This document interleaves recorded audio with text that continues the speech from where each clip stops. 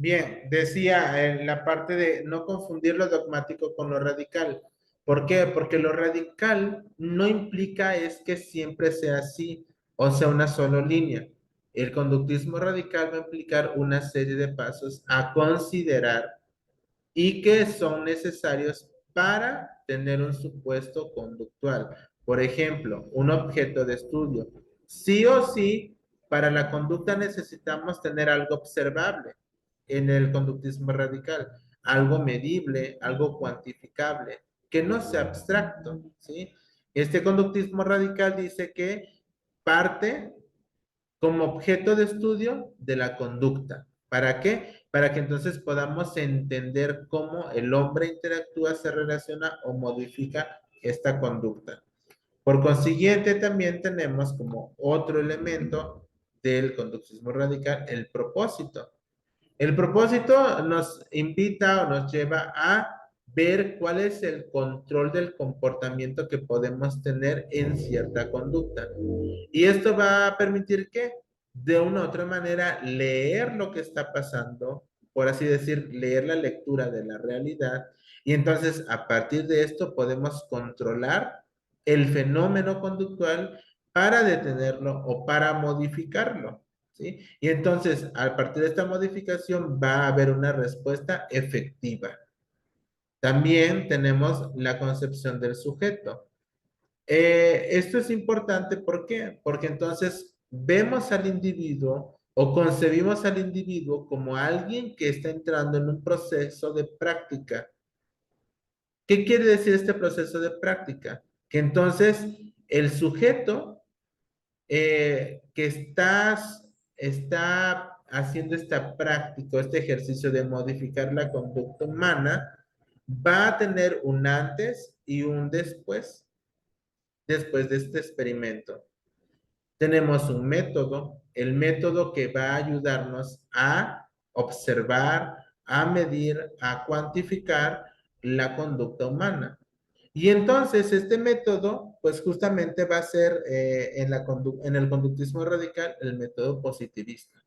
¿Por qué? Porque entonces el método positivista va a retomar algo que nosotros conocemos como empirismo, es decir, a partir de la experimentación. Si no hay experimentación, no es comprobable. Es un supuesto meramente teórico y se queda en el papel. Necesitamos de algo comprobable, de algo que yo vea que sí se está realizando. Y tenemos también lo que es el pragmatismo. El pragmatismo va a venir a ser un elemento de una u otra manera que va a influenciar la práctica del conductismo en el individuo.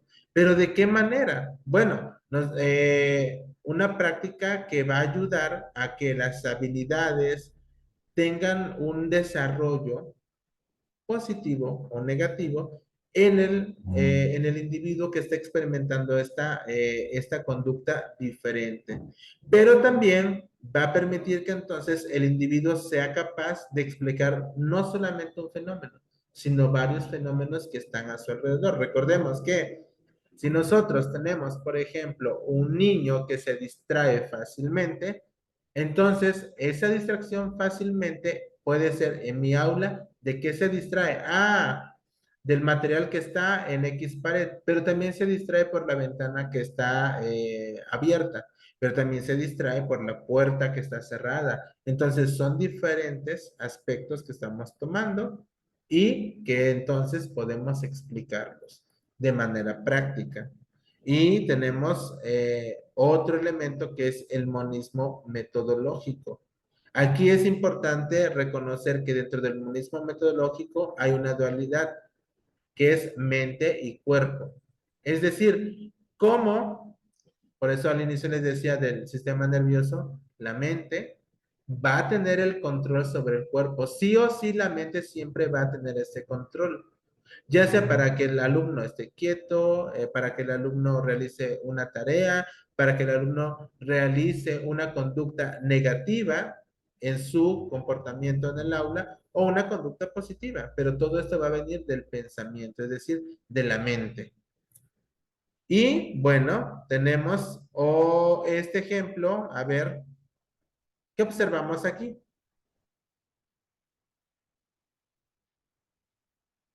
Pues que está un ice, está pues el océano, está sobresalido, ¿Qué? el ice, Ujú. o está reflejado. No, está por dentro. Y está el cielo, hay nubes. Pero la ice como que le ilumina mucho la luz del día. Ok, ¿qué más? Cari. Este, hay dos perspectivas, ¿no? Arriba se ve como no tan grande como abajo. Abajo ya está como que, no sé si por el agua o sí creo que es el reflejo del agua que hace que se vea así más grande y, y por cómo se mueve también las olas. Están, pues ahí se ve claramente que son dos perspectivas, una arriba y otra que está abajo. Ok, Fer, ¿qué nos dices de esta imagen?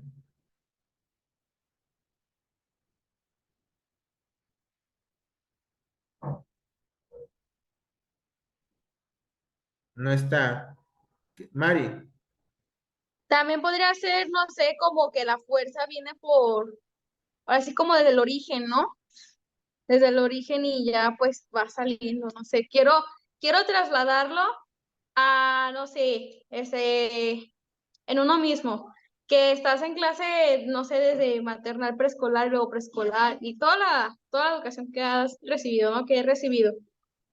Ya es ahora sí que lo adquirido y ya voy sobresaliendo, no sé, con algún conocimiento o no sé, o Ok. también lo interpreto así, pero la imagen me da tranquilidad. Me gusta la Ok. playa. Ok, miren, esta imagen, refiriéndonos a la conducta, eh, de hecho, ahí está el nombre, dice es un iceberg, y pues podríamos decir, ok, lo que está en la parte de arriba es ese pedacito que logramos ver nosotros en una conducta negativa, por así decirlo, ¿sí? Y es poquito lo que podemos ver, pero detrás de esa conducta hay más elementos. Y es lo que sucede mucho con este tipo de imágenes. Por ejemplo, ¿ustedes creen que en realidad, bueno, es un supuesto lo del Titanic, pero el Titanic, por ejemplo, ¿por qué se hundió? Por el choque, ¿no? Porque rompió, Chocó con un dañó el barco, iceberg. Podemos decir, ah, pero un iceberg es chico, como lo estamos viendo aquí en la imagen. pero Y en no. realidad no. O sea, hacia abajo es mucho más grande de lo que vemos. Y es lo que pasa con la conducta, que en la conducta objetiva que podemos ver, hay una conducta abstracta que no podemos ver como tal, pero que está ahí, que sabemos que detrás de una conducta, por ejemplo, de un alumno que es violento, ¿qué hay detrás de esa violencia? Pues ahora sí que no sé, como que está frustrado, ¿no? Pero que también hay situaciones en su hogar, porque pues ahora sí que la mayoría de las situaciones y de las conductas vienen desde el hogar. Si mi hija ve que yo me estoy peleando con su papá, un ejemplo, ella va a aprender a estar peleando a cada rato. Que si yo estoy golpeando al vecino, ella va a aprender a golpear. Que si le grito, me paso un alto, por ejemplo, también lo va a hacer ella. Entonces, ella va a reflejar lo que se le está enseñando, ¿no? De alguna otra manera, y lo que está aprendiendo ella.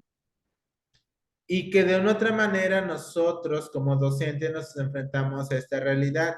Los niños que tenemos a nuestro cargo son esos pequeños iceberg que podemos ver, pero que detrás de ese iceberg, o sea, hay un montón de cosas. Un niño que, por ejemplo, pues no tiene convivencia con sus compañeros, no se integra. Detrás de esa no integración, pues hay muchos problemas que llevan a que el niño no se integre, que no quiera convivir. O por ejemplo, aquellos alumnos que no toleran la frustración. ¿Por qué no toleran la frustración?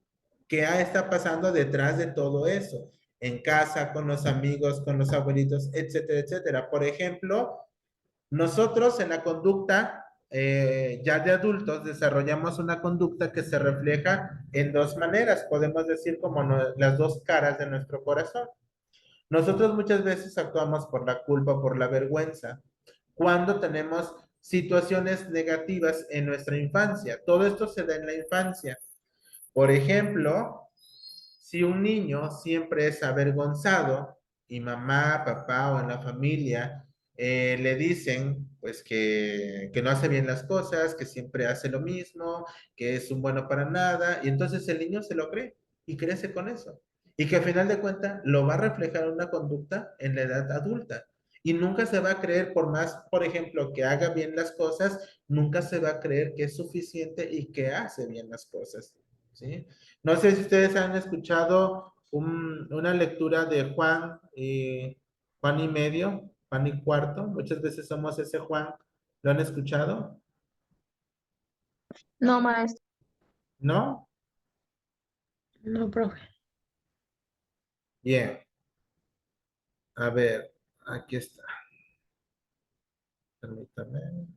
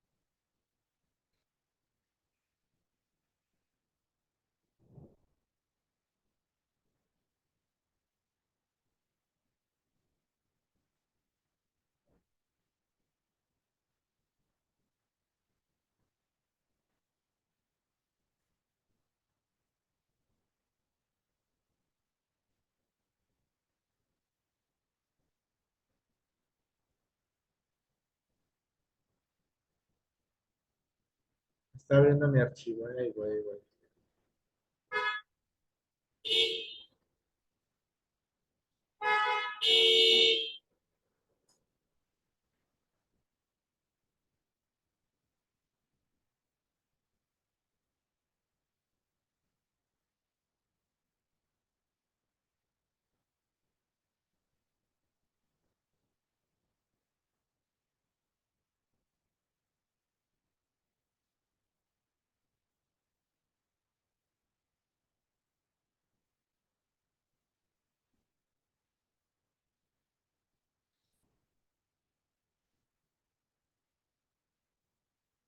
No me quiere abrir el documento. Bueno, igual si lo encuentro ahorita, porque no me quiere abrir el documento, se los comparto.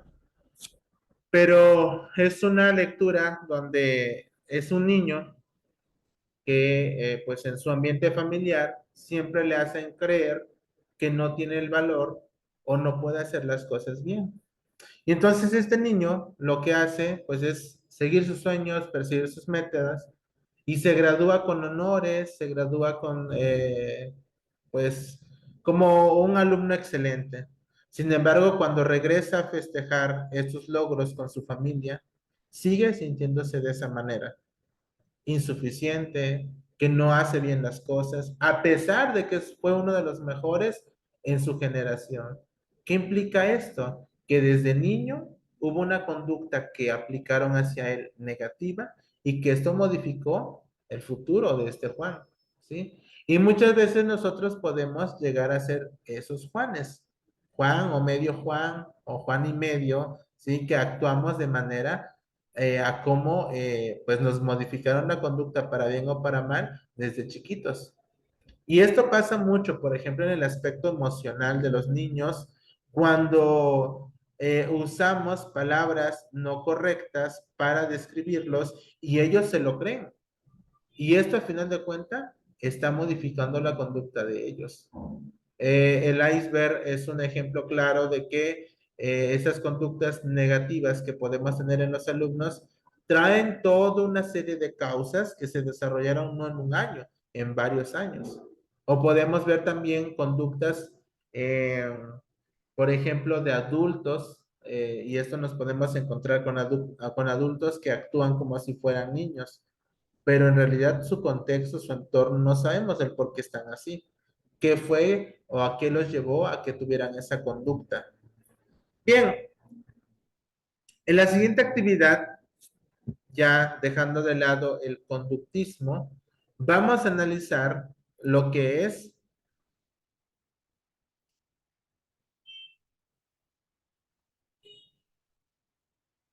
la ciencia del aprendizaje. Por favor, si me ayudan a abrir ese documento, está en su plataforma, así se llama, la ciencia del aprendizaje.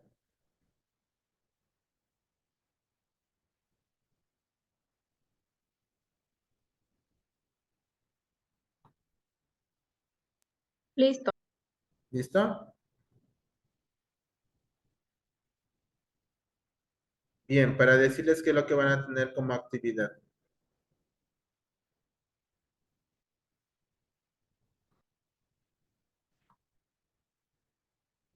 Son 6 aspectos que necesitamos analizar.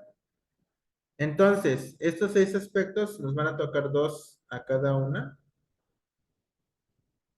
Número 1, Mari, vas a analizar cómo entienden un concepto nuevo los estudiantes. Número 2, Cari. Número 3, Fer. Número 4, Mari. Número 5, Cari.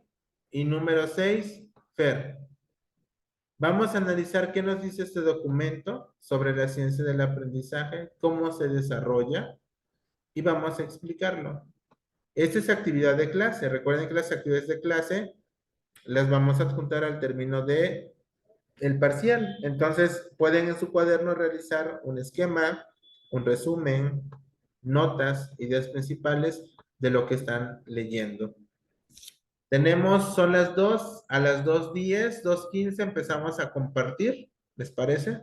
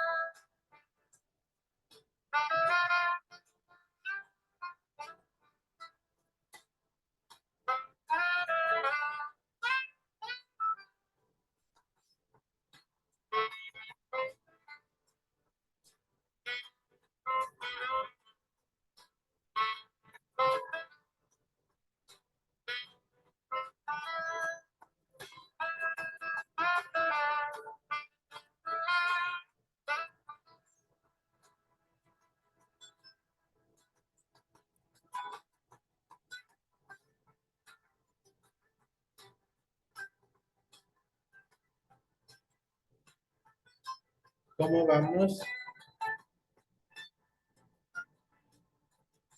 Bien, maestro.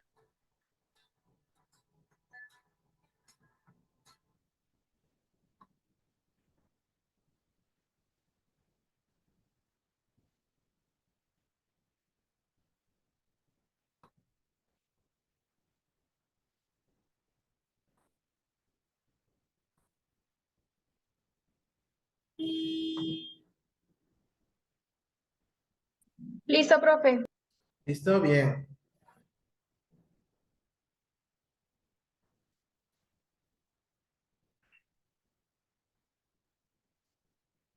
Mari, si nos puedes platicar qué fue lo que leíste. Sí, leí el punto 1 y el 4 y dice el primer punto que, bueno, en pregunta, ¿verdad? ¿Cómo entienden un concepto nuevo los estudiantes? Y pues encontré que se relaciona, este, entienden el nuevo concepto relacionándolos con los conceptos que ya conocen.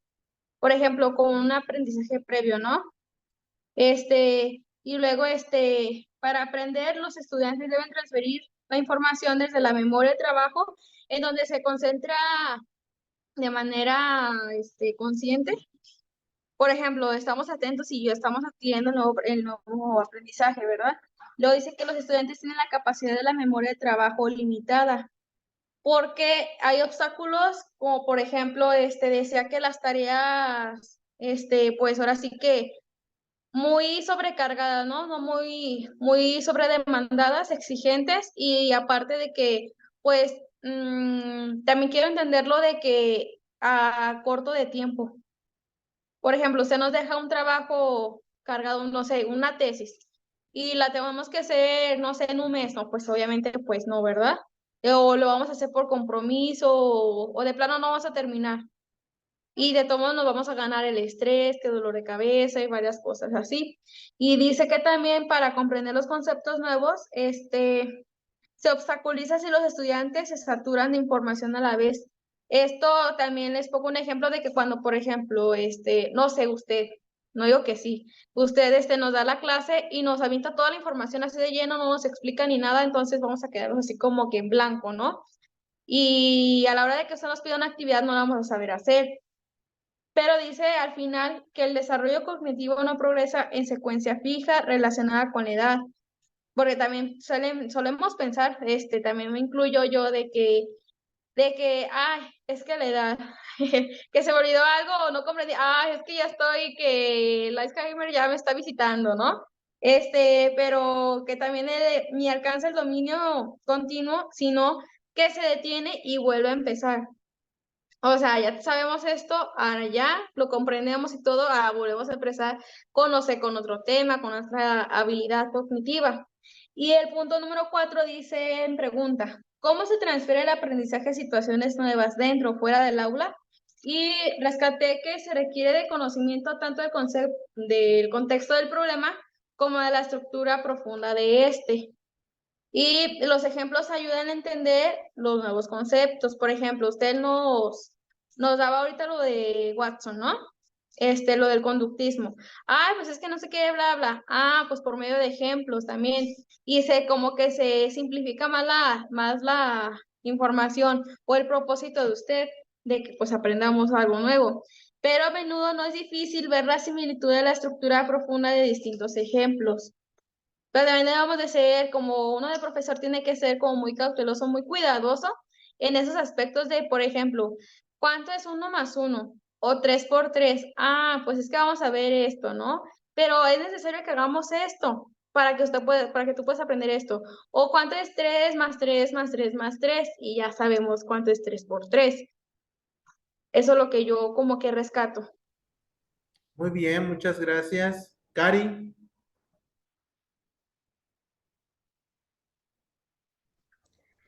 A mí me tocó la página 2, digo, o sea, la segunda pregunta, donde dice cómo aprenden y retienen nueva información a los estudiantes. Por lo que leí, dicen que, bueno, ahí dice que los profesores podemos asignar a los alumnos nuevas tareas que requieran una explicación, organizaciones de materiales que sean de manera significativa, las autoevaluaciones y la práctica. ¿Y cómo podemos mejorar el aprendizaje?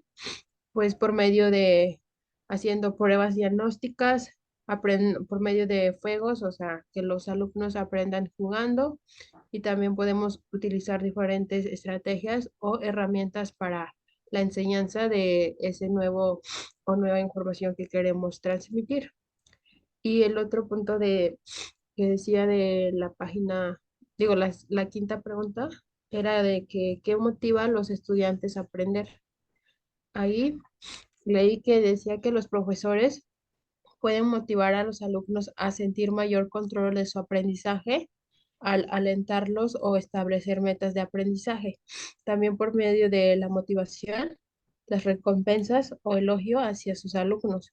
O sea, para ellos es como tener esa motivación de querer aprender, y eso se puede lograr pues con la ayuda de los profesores. Y Muy eso es bien, todo. muchas gracias. Per, El primer tema que me tocó es cómo se resuelven los problemas, cómo resuelven los problemas los estudiantes. Y hablo un poquito de que si tenemos los datos, pues los datos aprendidos ah, permanecen un poco más en la memoria, tienen largo plazo.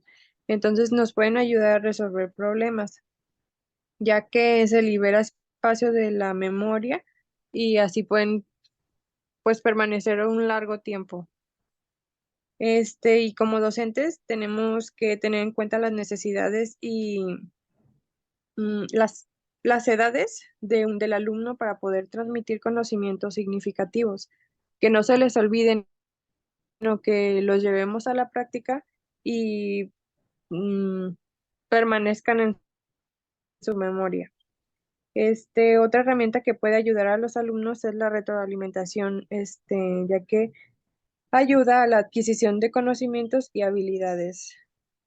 Ya puede ser a corto o largo plazo. Les puede beneficiar. Y el otro tema fue mitos en los estudiantes.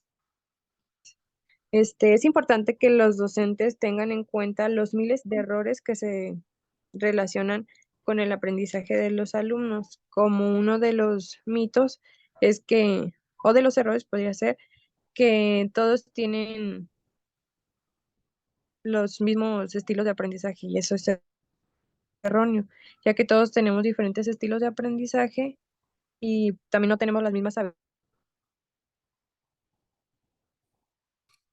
habilidades y destrezas para aprender. Y estudiantes y mm, con, condicionarlos a nuestro estilo de trabajo. También pues no romper esa línea delgada entre un docente y un alumno para que se pueda llevar un mejor clima.